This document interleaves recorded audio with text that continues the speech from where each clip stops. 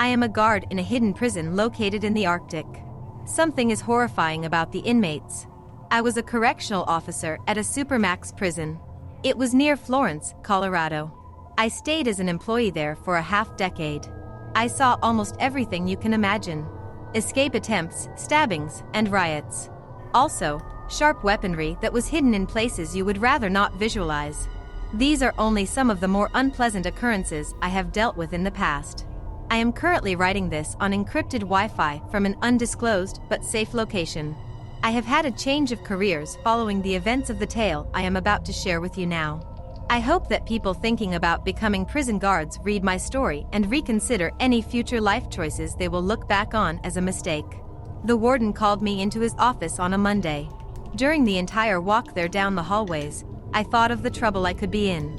"Shut the door," he said as he looked up at me from his desk after I entered. Those words sealed it in my mind.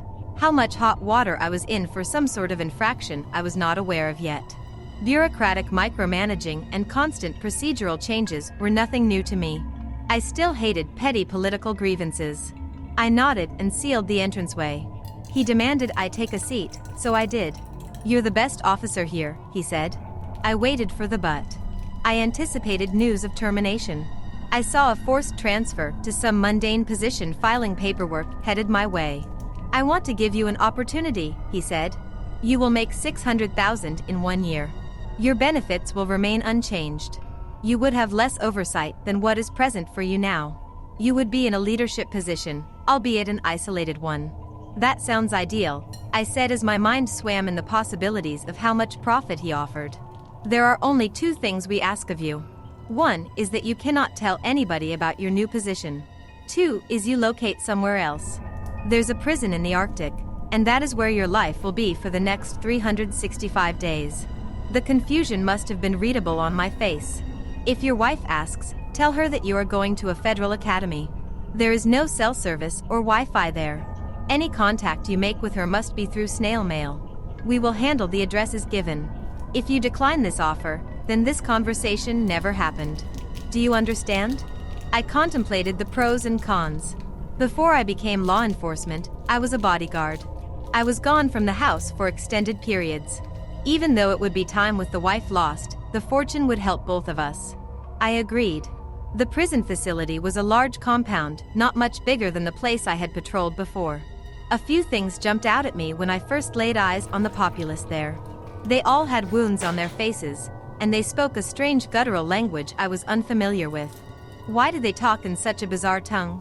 I asked myself as I would walk down the blocks. The new warden I worked under had the last name of Buckley. He had noticeable scar tissue beneath his eyes. His attitude towards me at the beginning was hardly welcoming. If anything, he acted as though I was a burden. He seemed to resent me due to the mere possibility of having to train me on things. One evening, Buckley ordered me to do a cell extraction. Christopher Aluko was the name of the inmate we had to deal with. On the walk there, I asked my boss what Aluko had done to end up here. "I'm not allowed to tell you what these scumbags have accomplished to wind up here," Buckley said. "He started his career in crime by cannibalizing his sister, though. Tonight, our only goal is to get him moved to the hole. He's proven himself to be way too dangerous to share a space with anyone." The doors of each cell were closer to that of an insane asylum than a prison. They were complete barriers that you could not see through. It was me and 3 other guards who were about to deal with this high-profile detainee. The supervisor was present, doing the thing the bosses generally do. That is to say, he remained on standby and did not get his hands dirty. Upon walking in, the first thing I saw was Aluko sitting upright on his cot. I noticed he was huge, at least 6'8" and 320 pounds of pure muscle. His skin cracked all over. His face had the normal scarring that I associated with most people in the place. "I'm going to need you to stand up and put your hands behind your back," I said. I kept my hand near the holster where my pepper spray was. "Show me respect and I'll show you the same," I continued. "You won't have handcuffs on you for long if you cooperate." "You are not better than me," Aluko said. His voice had a baritone quality, which I expected from a man of his size. What I did not was how weird it sounded. It was as though 4 or 5 people were chanting the words in unison. "All right," I said. "Let's get you moved to where you need to go." The faster we do this, the better off we'll be. You shot at someone in broad daylight when you were in a gang years ago, Aluko said. It took 10 years for the paranoia to go away. The fear of the cops coming to arrest you for a potential murder before you became a low-grade one yourself. To this day, you don't know if any innocent civilians got caught in the crossfire. We had to restrain his huge arms and placed the metal bracelets on his wrists. He laughed all the while. As we brought him to solitary, I thought of his words and how much they unsettled me. They were true, and that story from my past was one I had not told anybody. Near the end of the shift, Buckley went into one of the sniper towers and smoked a cigarette. Since my duties for the day were complete, I took the spiral staircase to the level he stood on. When I saw him, I was only a few mere inches away from where he puffed. He did not seem to mind or even care about the footsteps behind him. He focused on the distant and lowering winter sun. The caged animal back there said something which he shouldn't have, I said. Part of the job is having thick skin, he said as he flicked his cigarette over the edge into the snow. He turned around to face me.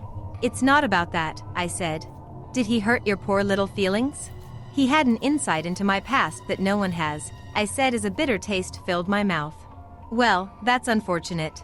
Means you lied to the oral board when you got into the position you're in now. You shouldn't lie to your employers. I need to know what kind of prison this is, I said as I felt blood rush to my head. Why does everyone have open sores all over their body and face? Are they exposed to some kind of virus, and if so, are we susceptible? Either that, or they're always high on something. That would explain why they're always speaking gibberish. Also, how in the hell do they know things that I haven't even told the closest people in my life? Better to do the job assigned. Don't worry about things above your pay grade. Buckley pulled out another pack of cigarettes and lit one. I hope we're not exposed to dangers we weren't warned about. I'll have to find a way to get the word out. If you break your non-disclosure agreement, it would be far worse than a termination. Your wife back home, the one with the dark curly hair and the nice curves? I'd hate to see the impact of your decisions on her. That was when I grabbed him by the lapels and shoved him to the ground. I considered throwing elbows. The idea of making him taste his blood was satisfying. I did not want to be incarcerated in this den of misery though, of all places. Buckley started laughing.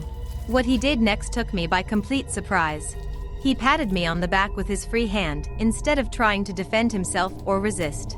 You've proven your point, he said as he pushed on my chest. Now get off of me. I don't want to give the signal to one of my buddies in the next tower. He has a modded Remington 700 pointed at you. I released him. After he stood and brushed some frost off, he made eye contact with me. I respect you for your bravery. Most people wouldn't be willing to do that to me, especially someone beneath me in rank. Tell you what, I'll shed a little bit of light on what kind of place this is for you. And if I ever find out you told anyone, you'll wish you would have died at birth. I felt the adrenaline start to wear off. As my energy lowered, I nodded, thereby giving tacit agreement to his new offer. I looked to my left and saw the sniper he was referring to. It occurred to me that if he wanted to take action against me, he could have had me executed right then and there. Buckley waved at me to follow him as we made our way down the steps. He escorted me through the yard. Ice encased the weight sets and pull-up bars. We followed the chain-link fence to another facility that had coded key access. After we put in the correct digits, he swung the door open. We made our way down a hallway that did not seem modern. There were lit torches on the walls. The flooring was pallid cobblestone. He brought me into another room which was the size of an auditorium. A man stood up.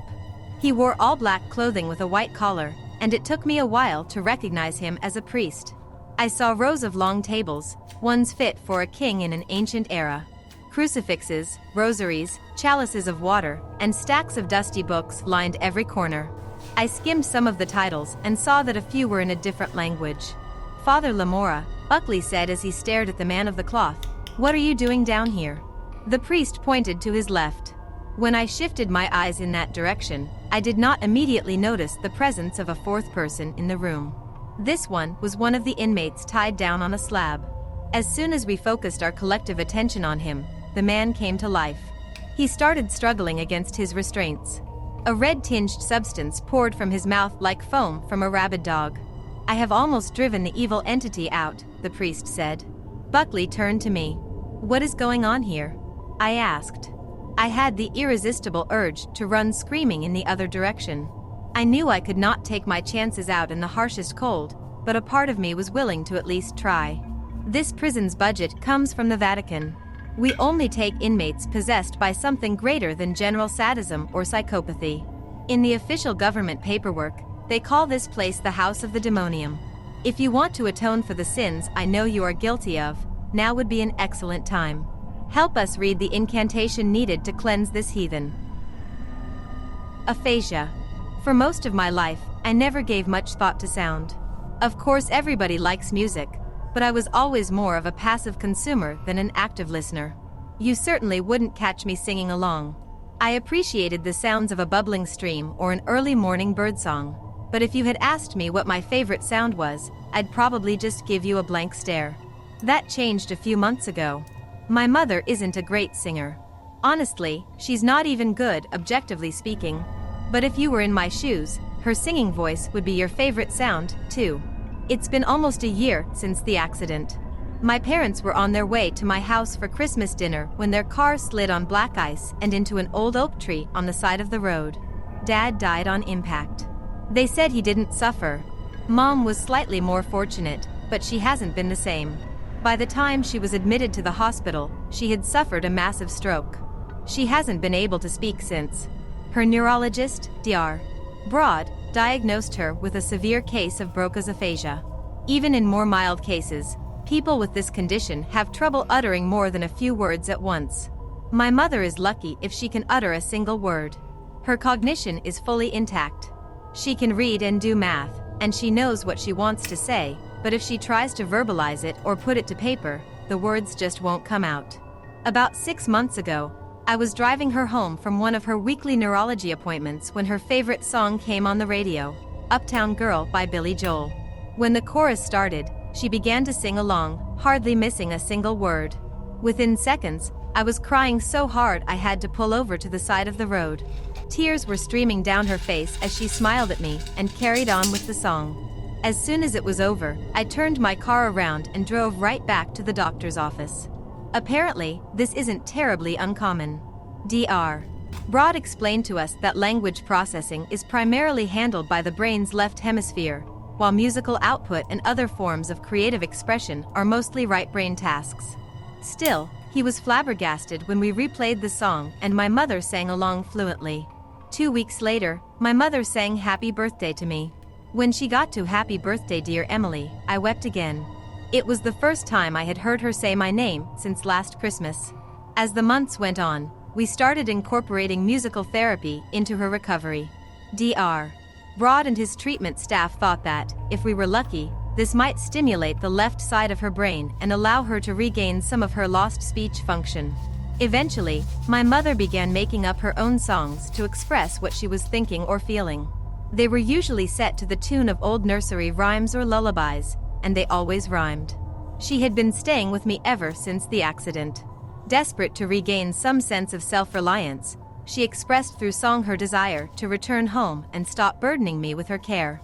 I reassured her that she had never been a burden, but reluctantly agreed to move her back to the home where she had been living with my father since before I was born. Every night since moving out, she would call to sing me a song. Twinkle, twinkle, little star. I hope you know how loved you are. You've always been my brightest light.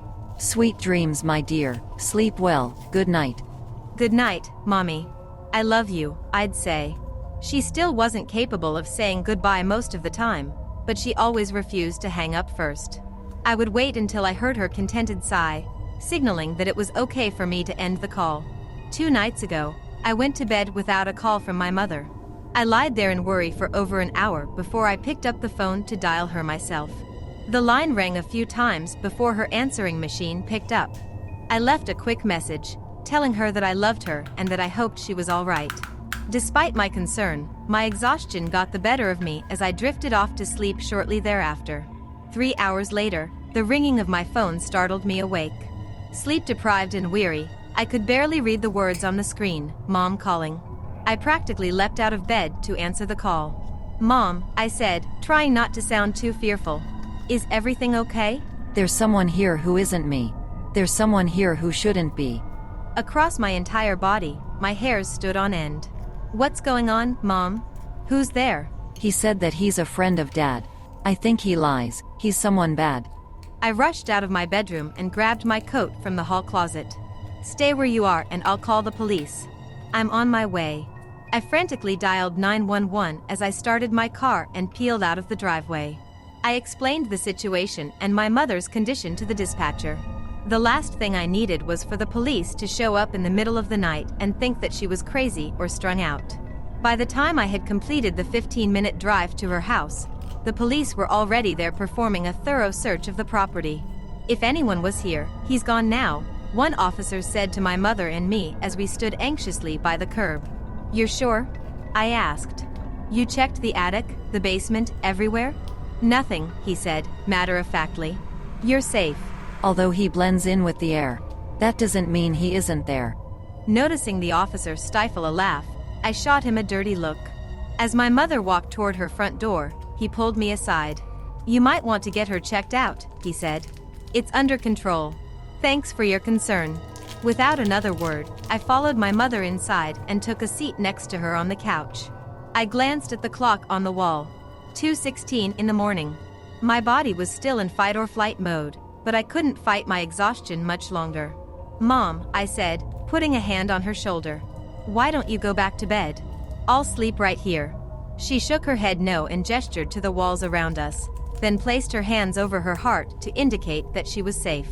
After a very one-sided conversation in which I insisted on staying the night, she finally retreated to her bedroom. I laid my head on a throw pillow and drifted off with ease, unnerved by the absolute silence of the house. The rest of the night went by without incident, at least as far as I could tell. I was awakened at sunrise by my mother's sing-songy voice emanating from the kitchen. At night, he paces down my halls. For now, he'll sleep within the walls. I raised myself up and stretched my back, realizing that sleeping on the couch hadn't done my joints any favors. Looking at my mother, I was beginning to wonder whether the stroke had affected her more than we had previously thought. I don't know what he's waiting for. I wish he'd walk right out the door. I entered the kitchen and gave my mom a big hug. Get any sleep? I asked. Smiling, she shook her head before gesturing to the breakfast that she had laid out on the kitchen table. We said nothing as we ate, enjoying each other's company. I was admittedly relieved that the house was now illuminated in the glow of the morning sun. The silence that surrounded us finally felt peaceful again. I kissed her on the cheek and thanked her for breakfast, assuring her that I would return after work to spend the night with her once more. She didn't argue with me this time. She was a strong woman desperate to convey a lack of fear, but I could tell she was still worried. I didn't get much done at work. I found myself taking breaks every hour, sometimes more frequently than that, to call my mother and check on her. If she wasn't feeling like her usual self, you wouldn't know it by the songs she sang. By the time I returned to her house, it had already been dark out for over an hour. She stood on her front porch as I pulled into her driveway, waving enthusiastically with both hands. I wondered if she missed the times when we were living together. I greeted her with a hug and asked how her day had been. Not feeling well, but glad you're here. Thank you for being you, my dear. Our evening was relaxing and uneventful. I cooked spaghetti for us both, and she expressed through song how much she loved it. I knew it wasn't half as good as hers. After dinner, we watched a few episodes of her favorite old sitcom, laughing and cuddling with each other on the couch as if I were a little kid again. At one point, she grabbed the remote to mute the television and stared into my eyes.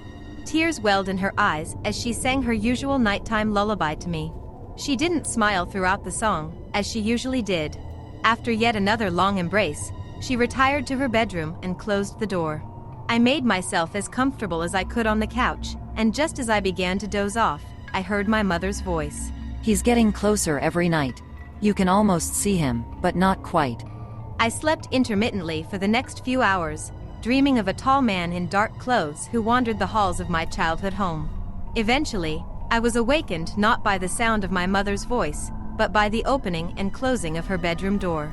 Dragging myself off of the couch and making my way down the hall, I felt a chill in the air. She must have gotten up to open a window, I thought, because the hall was noticeably colder than the living room. Mom? I called out, to no response.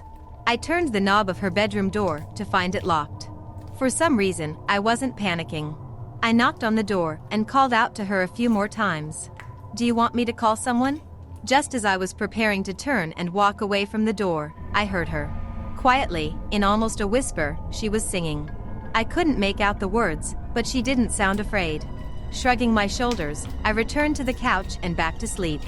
My mother didn't wake up this morning. By the time I awoke, it was clear that the sun had risen hours ago.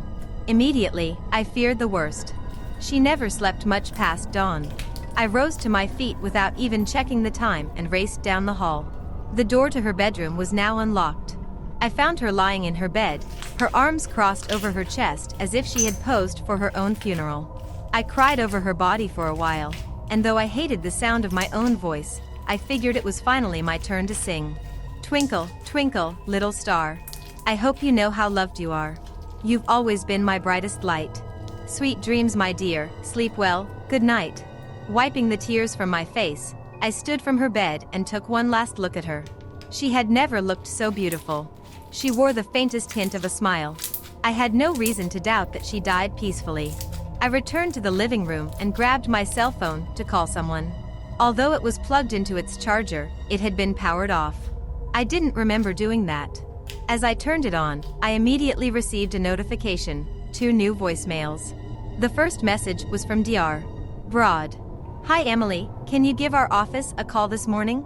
We noticed something in your mother's latest scans. Please call back as soon as you can." The second message was from my mother. He's not as bad as he first seems. He said he saw you in your dreams. He really wants to meet you too. I told him where he could find you. Next time you look up at the moon, just know you'll see me very soon. You've always been my brightest light. Sweet dreams, my dear. Sleep well, good night. I run a small apartment building. One of my tenants has done something awful. Working for a residential property management firm is about as glamorous as it sounds. It's a decent living, but most of the tenants can drive you batshit crazy, especially at Martin Place. About half pay their rent late if they pay it at all. Eviction court takes up most of my time. Whenever I'm not booting out a squatter, I'm doing small repairs in the apartments. No one else in the office would take the place, so I got stuck with it. I can honestly say I never had a tenant I liked there. Except for Doug Albertson. He was decent. In the beginning, anyway. In the end, he was the most abominable person I'd ever met. Doug moved into apartment 6. Normal-seeming fella. Mid-40s, no kids, work-from-home job. Behavior modification, he said. I meet with people over video chat to help them break their bad habits. Smoking, cursing, nail-biting. You name it and I can put a stop to it. He had his groceries delivered and only took his trash out at night. Nice but reclusive. The guy never called for any kind of maintenance. Most communication I had with home was the day I showed him the place. You'd see him now and again in the hall, but that was it. The rest of the building was chaos. Non-stop parties, drunks stumbling down the hallway, and druggies passed out on the stairs. Most of those miscreants were guests of Toby Hansen in apartment 7. He raised hell all day. I was walking down the stairs on a cold afternoon when I had one of my rare Doug sightings. He was walking up the steps with his mail. We waved to each other and mumbled hellos as we passed by. "Excuse me," Doug called out from the top of the stairs. "May I speak with you for a moment?" "Sure," I replied. "Whatcha need, Doug?" He smiled uncomfortably and kicked his toe on the ground. You could tell he was uncomfortable. I looked at my watch to give him the silent hurry the hell up signal so he'd move things along. "The gentleman in apartment 7 keeps late hours," he said politely. "Very noisy. Do you think you could talk to him for me?" "Sorry, Doug," I responded. I've talked to Toby Hansen about a dozen times telling him to keep that racket down. Son of a bitch ignores me. Can't evict him for being a turd.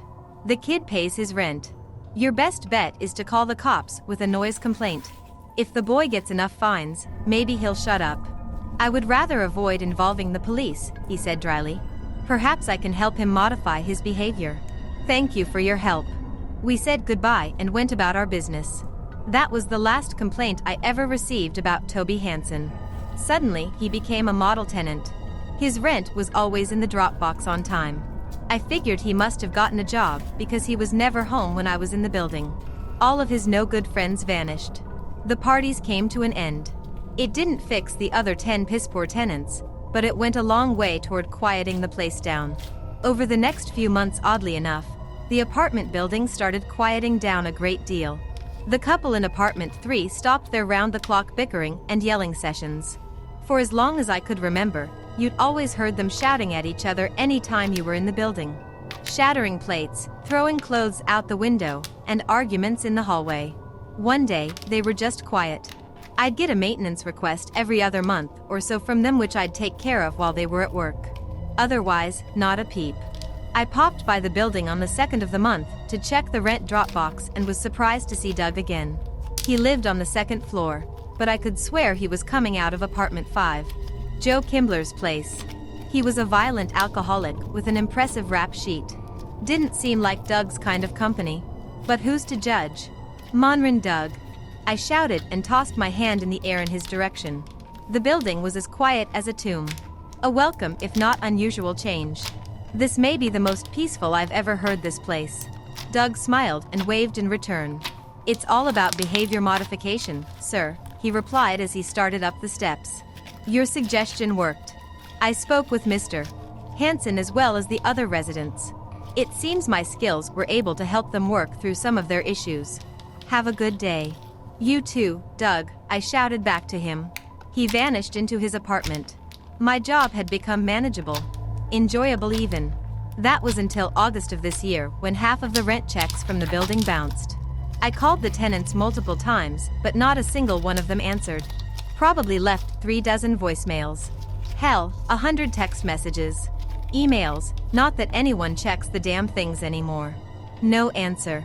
I was shocked to see Doug's name on the list of bounced checks.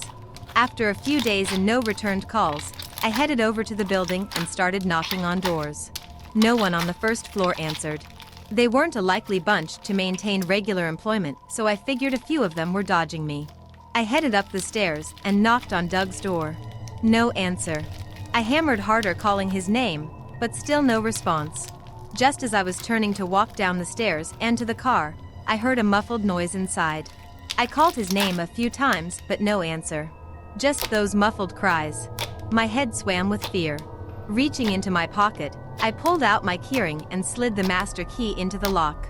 As I pushed the door inward, an overwhelming smell washed over me. Ammonia and rotting food, maybe. Smelled like a damn kennel. Doug? I shouted.